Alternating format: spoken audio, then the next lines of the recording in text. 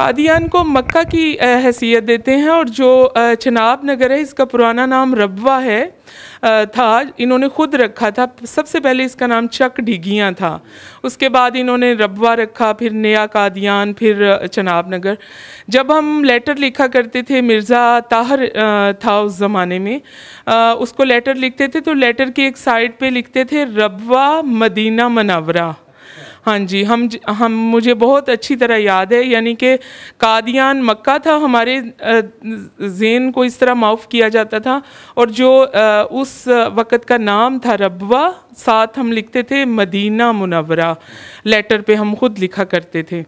तो उधर जाने के बाद जिस अकीदत से मैं गई थी, या मेरी वालदा या पूरा एक ग्रुप गया था, और उधर ऐसा कुछ भी नहीं था। मनारतुल मसीह के जो किस्से हमें सुनाए जाते थे, जो तस्वीरें हमें दिखाई जाती थी, वो डिश एंटीना पे इनके प्रोग्राम्स आते हैं, वो मनारा ऐसे दिखाते हैं कि दुनिया की सबसे रोशन मीनारा यही है, लेकिन वो बस्ती के दरमियान एक है, उसकी कोई भी ऐसे अलग से हैसियत या वैल्यू नहीं है। लंबी लंबी लाइनें लगा लेते हैं, मनारतुल मसीह जो बनाया हुआ है उसको हाथ लगाने के लिए, उसके गिर्द घूमने के लिए, उसके अंदर बारीक सी सीढ़ियाँ हैं, बस 2 बंदे ऊपर जाते हैं।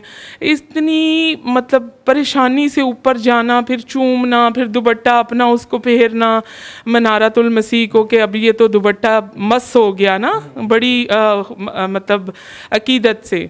फिर वो जो बैतुद दुआ है इनकी, जिसमें मिर्ज़ा कादियानी बैठ के दुआ करता था, पहले कहते हैं वो बैतुल खला थी, वो छोटी सी है, 3 लोग उसमें खड़े हो सकते हैं। अगर उसमें दाखिल हो गए तो वो जो दुआ करेगा वो तो सीधा ही बिला हिसाब ही वो जाएगा जन्नत में। तो उसके लिए लाइनें इतनी लंबी लंबी लगती थी, तो जो बुज़ुर्ग लोग थे मैं उनको देखती थी कि इतनी मुश्किल से लाइनों में लगे हैं। एक तो ये धक्के खा खा के कादियान पहुँचे हैं, ट्रेनों पे चढ़े हैं, फिर बसों पे चढ़े हैं, फिर उतरे हैं, अब ये लाइनों में। और मैं सर्दियों के दिन थे, इतनी ज़्यादा ठंड, दिसंबर में होता है ये मेला इनका ना, ये जो कहते हैं जलसा, हाँ जी। तो वो बिल्कुल ऐसे ही है, लकीर रानी सर्कस की तरह, कभी इधर को चले जाओ, कभी इधर को।